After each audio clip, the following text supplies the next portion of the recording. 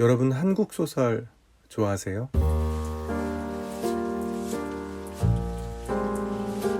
안녕하세요. 보기 드문 책 문지혁입니다. 이렇게 촬영을 하는 건 아주 오랜만인 것 같은데요. 요즘 책도 나오고 학기도 시작하고 해서 좀 정신이 없다는 핑계로 촬영을 오랫동안 하지 못했네요. 오늘은 이런 얘기를 같이 해보려고 하는데요. 많은 분들이 저한테 그런 질문을 하실 때가 있어요. 한국 소설을 읽고 싶은데 어떤 걸 읽어야 되냐, 무엇부터 읽어야 되냐, 이런 질문들을 많이 하시는데요. 그리고 심지어는 이렇게 말씀하시는 분들도 계시죠. 한국에 읽을 만한 소설이 없다, 한국 소설은 좀 재미가 없다, 좀 별로다, 나랑 안 맞는다, 이렇게 생각하시는 분도 꽤 계신 걸로 알고 있어요. 그동안 저는 사실 이 채널을 통해서 한국 소설, 한국 문학보다는 외국 문학 그리고 고전들 중심으로 이야기를 많이 해왔는데요. 그건 제가 한국 소설에 관심이 없어서라기보다는 결국 그렇지 않죠. 그게 아니라 저 역시 한국어로 소설을 쓰는 동시대 작가로서 다른 동료들, 선배, 후배들의 작품에 대해서 섣부르게 이야기하는 것이 조금 부담스럽기도 하고 또 염려되기도 하고 망설여지기도 해서 제 마음만큼 많이 자주 소개하지는 못했던 것 같습니다. 사실 저의 마음은 응원하는 마음이 제일 크고요. 그렇잖아요. 한국어로 쓰여진 소설 그렇게 많지도 않고 그걸 읽어주는 사람도 그렇게 많지 않은데 슬프지만 우리끼리 또 같은 창작자끼리 남의 작품에 대해서 뭐라고 이야기하는 것이 조금 쉽지 않았는데요. 하지만 이제 적어도 한국 소설에 관심이 있으시고 또 읽으려고 하시는 분들께는 제가 뭔가 도움되는 말씀을 드릴 수 있을 것 같아서 오늘 이 영상을 찍게 되었습니다. 아마 길에서 만난 분들을 무작위로 한 군데 모아놓고 가장 최근에 읽은 한국 소설이 뭐예요? 가장 좋아하는 혹은 기억에 남는 한국 소설이 무엇입니까? 라고 묻는다면 아마 거기서 살아있는 작가 이름이 나오기는 좀 쉽지 않을 것 같아요. 교과서에서 우리가 배웠던 작품이나 아니면 아주 유명한 책을 많이 파신 몇몇 작가님들 이름만 등장할 텐데 제가 결론부터 말씀드리면 아직도 한국에는 수많은 작가들이 소설을 쓰고 있습니다. 한국에 소설가가 있습니다. 저를 포함해서 여기 한국어로 소설을 쓰는 소설가들이 아주 많이 있고요. 이게 참 아이러니컬한 게 많은 분들이 한국 문학에 대한 관심을 이제 조금 거두고 계시는 추세라고 저는 느끼지만 그렇게 어떤 작가의 신작이 나왔다고 해서 이렇게 막 뜨거워지는 그런 시장은 아니잖아요. 마치 무슨 영화나 OTT 드라마 혹은 어떤 스포츠 경기처럼 많은 사람들의 관심이 이목이 쏠리는 그런 분야는 이제 더 이상 아니라는 생각은 드는데 그것과는 반대로 사실 이 경기장에 들어오는 사람들은 점점 더 다양해지고 그리고 그들이 써낸 이야기도 굉장히 다채로워진다는 것이 그 경기장 안에 있는 저에게는 굉장히 신기하고 흥미로운 일인 것 같습니다. 그러니까 다시 한번 말씀드리면 한국어로 소설을 쓰는 작가들이 있고 존재하고 그들은 점점 더 다양해지고 있다. 그리고 그 작품도 뭐랄까요, 예전에는 한두 개의 100만 부씩 팔리는 소설들이 그 해의 소설을 다 결정지었다면 지금은 그렇게 엄청나게 많이 팔리는 소설은 많지 않지만 대신에 아주 다양한 작품들이 조금씩 나오고 있다. 그런 추세에 있다라고 말씀드릴 수 있을 것 같습니다. 가장 좋은 건 자기가 좋아하는 작가를 찾는 것이겠죠. 그렇게 되면 이 작가의 작품을 따라 읽을 수 있게 되고요. 또 그 작가의 처음 시작부터 내가 좋아하게 되기는 쉽지 않으니까 그 작가의 전작, 또 그 작가의 신작 같은 것들을 따라가면서 읽을 수 있겠고 그러다 보면 이 작가를 통해서 이 작가에게 영향을 준 작가 혹은 이 작가가 좋아하는 작가 같은 식으로 넓혀나갈 수 있습니다. 그러니까 내 취향을 아는 것이 중요하고 취향을 알기 위해서는 일단 경험해 보는 것이 중요해요. 우리가 먹어보지 않은 음식에 대해서 좋아한다 싫어한다 말할 수는 없잖아요. 많은 음식을 먹어봐야 거기에 내 취향에 맞는 것도 있고 입맛에 맞는 것도 있고 없는 것도 맞지 않는 것도 있겠죠. 그것을 발견하려면 결국에는 품이 든다, 시간과 노력이 든다. 그리고 반드시 이건 좀 싫어하실 수도 있는데 내가 원치 않거나 나와 맞지 않는 작품과도 만나게 된다. 근데 이것은 원하는 것을 찾기 위해서는 반드시 거쳐야만 하는 필수적인 과정이라는 생각이 들고요. 지금 너무 효율의 시대이기 때문에 많은 사람들이 실패하지 않으려고 하잖아요. 저만 봐도 뭐 배달 음식을 시킬 때도 리뷰를 먼저 찾아보고 좋지 않은 리뷰들이 많은 음식점은 좀 꺼려지게 되는데 주문이. 근데 어느 순간부터 제가 그런 리뷰를 안 보기로 했거든요. 그 이유는 별 하나짜리 리뷰가 남겨진 음식점이었는데 제가 되게 맛있게 먹는 경험을 하는 경우도 있고요. 또 별이 5개만 있는데 5개 아닌 평점이 없는데도 불구하고 저는 너무 실망스러웠던 식당도 있었거든요. 그 얘기는 뭐냐면 어떤 취향에 대한 평가를 다른 사람에게 아웃소싱하기 시작하면 우리는 내가 정말로 원하는 것을 찾기 어려워지는 것 같아요. 소설은 더군다나 그렇습니다. 소설은 작가의 삶과 작가의 일부가 담겨진 어떤 언어의 덩어리잖아요. 생각의 덩어리이고, 그렇기 때문에 더더욱 이 사람과 나와 결이 맞는지 안 맞는지를 알기 위해서는 이 작품을 아주 조금이라도 읽어보는 수밖에 없다. 그리고 그런 면에서는 어떻게 보면 장편소설보다 단편집, 소설집이 그 작가와 나를 맞춰보기에는 더 좋은 선택일 수도 있다 라는 아주 일반적이고 원론적인 이야기를 먼저 드리겠고요.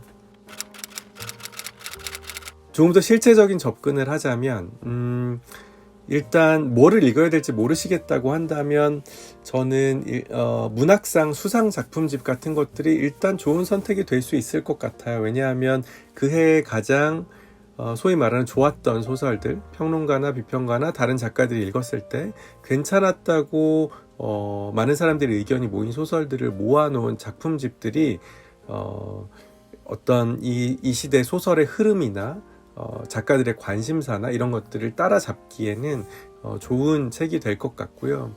많은 분들이 문학동네에서 나오는 젊은 작가상 잘 알고 계시겠지만 젊은 작가상 수상 작품집도 그 한 예가 될 수 있겠고, 문학상이 굉장히 많잖아요. 동인문학상, 이상문학상, 김유정 문학상, 김승옥 문학상 많습니다.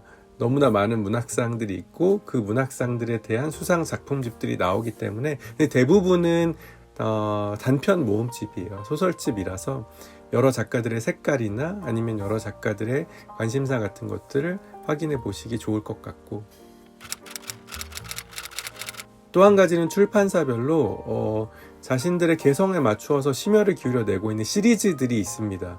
뭐 대표적으로는 민음사의 오늘의 젊은 작가 시리즈가 있겠는데요. 제가 최근에 낸 중급 한국어도 이 시리즈로 나왔고 초급 한국어도 이 시리즈 중에 있는데, 중급 한국어가 42번인데요. 그러니까 이 얘기는 42권의 소설이 이미 이 시리즈로 나와 있다는 것이겠죠. 아마 여러분들 다 알고 계실 그 유명한 82년생 김지영 조남주 작가님의 이 소설도 이 시리즈 안에 들어있고, 장강명 작가님의 한국이 싫어서 같은 소설도 이 안에 있고요. 그래서 원래 이 시리즈의 기획은 500매 내외의 경장편을 이야기하는 것인데, 경장편이라고 하면 좀 약간 모순형용처럼 들리기도 하지만 가벼운 장편소설, 좀 짧은 장편소설인데 지금은 제가 볼 때는 그런 분량의 제한은 이제 크지 않은 것 같습니다. 예를 들면 제 앞서 중급 한국어 바로 앞서서 책을 내셨던 작가님들의 책들을 보면 39번이 김홍 작가님의 엉엉이라는 소설이고요. 40번이 정대건 작가님의 급류라는 소설, 그리고 41번이 민병훈 작가님의 달력 뒤에 쓴 유서인데요. 보시면 이 두께가 차이가 좀 나죠. 그래서 굉장히 상대적으로 얇은 책도 있고 또 상대적으로 두꺼운 책도 있고 그 사이의 책도 있고, 그래서 분량은 그렇게 중요하지 않은 것 같고요 이제. 그리고 오늘의 젊은 작가라는 타이틀이 붙어 있지만 저도 젊은 작가고 여기 계신 작가님들 나이대가 다 다르기 때문에 20대에서 40대까지 혹은 50대까지, 그래서 이 젊은 작가라는 말도 저는 물리적인 의미 혹은 숫자적인 의미의 젊음만을 의미하는 것은 아니라고 생각하고, 이 시대를 같이 살아가는 동시대의 작가라는 뜻으로 이해하고 있습니다. 그래서 아마 오늘의라는 것이 붙는 거겠죠. 다산북서에서도 같은 기획을 하고 있습니다. 이름은 조금 비슷하지만 오늘의 젊은 문학인데요. 역시 저의 소설집 우리가 다리를 건널 때도 그 시리즈 중에 하나로 나왔는데, 가장 최근에는 박유경 작가님의 여분의 사랑, 그리고 정선임 작가님의 고양이는 사라지지 않는다 같은 소설집들이 여기 이 오늘의 젊은 문학이란 이름을 가지고 계속 출간되고 있습니다. 장편 소설보다 더 짧은 노벨라, 우리가 흔히 중편 소설이라고 부르는 이것을 시리즈로 만들었던 출판사도 있죠. 은행나무 출판사인데요. 은행나무 출판사도 이 명맥이 끊겼던 노벨라 시리즈를 최근에 다시 새롭게 내기 시작한 것으로 알고 있고요. 그래서 출판사마다 각자의 개성을 가진 시리즈물들이 계속 나오기 때문에 만약에 한 권 한 권 찾아 읽으시기 어렵다면 이렇게 시리즈로, 마음에 드는 시리즈로 접근해 보시는 것도 괜찮은 방법일 것 같아요. 또 다른 방법은 이제 출판사를 통해서 책을 고르시는 방법인데요. 좋은 소설책, 좋은 문학을 많이 내는 출판사들의 책들을 살펴보시는 것도 당연히 좋은 방법입니다. 문학과 지성사, 문학동네 같은 출판사들 한 권씩 제가 소개를 해드리자면, 최근에 아주 오랜만에 소설집을 내신 천은영 작가님의 반의 반의 반이라는 소설집은 문학동네에서 출간되었고요.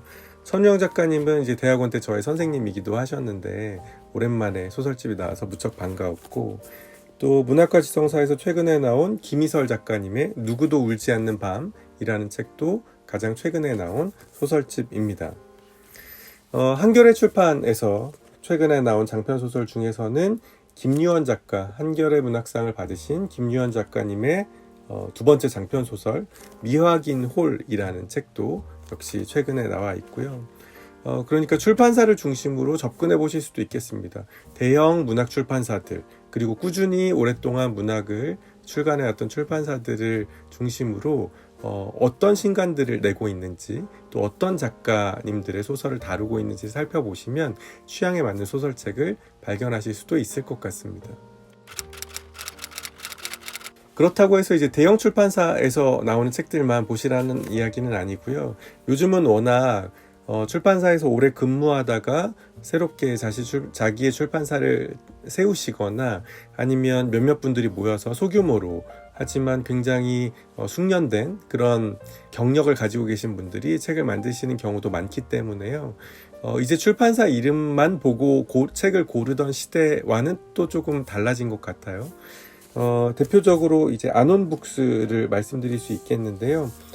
구병모 작가님의 미니픽션 로렘 입숨의 책이라는 책을 최근에 내셨는데, 여기에는 이제 조금 더 짧은 분량의 소설들, 우리가 숏 스토리라고 부르기도 하고 플래시 픽션이라고 부르기도 하고 미니 픽션이라고 부르기도 하는 그러한 소설들이 함께 들어 있습니다.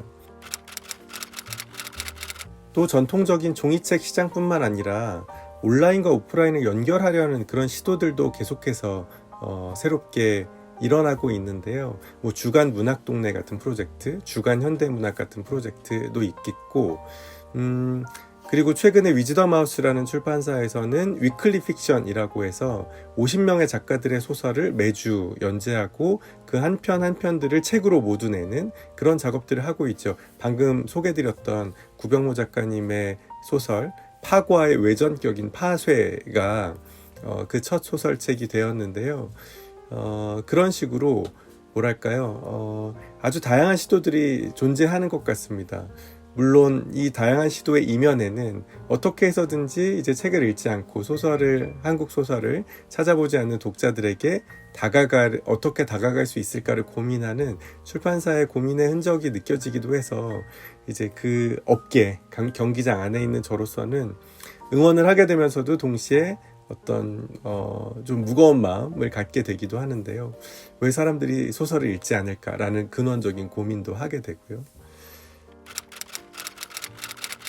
그래서 여러분, 제가 말씀드리고 싶은 것은 많은 분들이 아직도 그런 생각을 하시는 경우가 있어요. 이건 양극단의 생각인데, 하나는 우리 소설이 너무 뛰어난데 번역이 잘 안 돼서 세계에서 인정을 받지 못한다라는 생각, 뭐 누르스름마다 어떻게 번역할 거냐, 뭐 이런 생각과, 또 반대쪽에서는 한국 소설은 수준이 너무 떨어진다, 외국 소설에 비해서, 이런 양극단의 생각이 저는 다 좀 위험하다고 생각이 되는데요. 물론 소설이라는 것이 근대의 산물이기 때문에 한국 소설이 과거에 비해서 점점 더 발전하고 있고, 또 과거만 놓고 보면 다른 어떤 근대를 먼저 경험한 나라들에 비해서 뒤처져 있던 부분이 있는 것도 사실이지만, 제가 생각할 때 이제 단편 소설의 수준은 굉장히 높아졌다고 생각이 되거든요. 그리고 굉장히 다양하게, 아까 말씀드렸던 것처럼 다양한 작가들이 다양한 주제에 대해서 쓰고 있고, 그런데 이제 밖에서 볼 때는 다 똑같은 주제에 대해서만 쓰고 있고, 또 작가들도 별로 없고, 그냥 한국 문학은 이미 생기를 잃어버린 것 아니냐라고 오해하시는 경우들을 많이 보아왔는데, 안에 있는 사람의 입장에서는 꼭 그렇지만은 않다. 문단 문학으로 한정해 본다고 하더라도 꼭 그렇지만은 않다. 게다가 여기에 장르를 쓰시는 분들, 장르 문학, 장르 소설까지를 합친다면 더더욱 글을 쓰고자 하는 사람들은 많아졌고, 거기에서 당연히 더 많은 다양한 아웃풋들이 나오고 있다라고 말씀드릴 수 있을 것 같아요. 아무도 책을 읽지 않는 것 같은 이 시대에 만약에 여러분이 한국 소설을 읽기로 작정하셨다면, 결심하셨다면, 제가 지금 소개해드린 여러 가지 방법 중에 어떤 루트를 통해서든지 내 마음에 드는, 나와 결이 맞는, 내 취향에 맞는 한 권의 소설, 한 명의 작가를 발견해 보시는 것, 그 최초의 경험이 저는 너무나 중요하다고 생각이 되고요. 만약 그렇게만 할 수 있다면 그 다음 작가, 그 다음 작품, 그런 식으로 조금 더 나의 한국 문학이라는 지도를, 한국 소설이라는 내 손에 쥔 지도를 조금 더 넓혀 나가실 수 있지 않을까라는 기대를 해봅니다. 내가 좋아하는 작가가 있다는 거는 그거 자체로 되게 멋지고 근사한 일이잖아요. 그래서 그 작가의 신작을, 그 작가의 전작을 살펴볼 수 있다면, 아직도 내가 읽을 것이 이렇게 남아있다는 것이 부담이 아니라 기쁨이 될 수 있다면 너무나 좋은 일일 것 같은데요. 한번 여러분 한국 소설에 관심이 없으셨다 하더라도 한 번쯤 인터넷 서점이나 동네 서점이나 어느 곳이나 가셔서 요즘 한국 작가들은 뭐에 관심이 있고 뭘 쓰고 있나를 한번 살펴봐 주시면 한국 소설가인 저로서는 너무나 감사한 일일 것 같습니다. 오늘은 그래서 한국 소설에 대해서 함께 이야기 나누어 봤는데요. 그러면 저는 다음에 또 좋은 이야기, 좋은 책과 함께 찾아오도록 하겠습니다. 저의 한국어 시리즈 속 인사로 마무리해볼까요? 모두 안녕히 계세요. Stay in peace.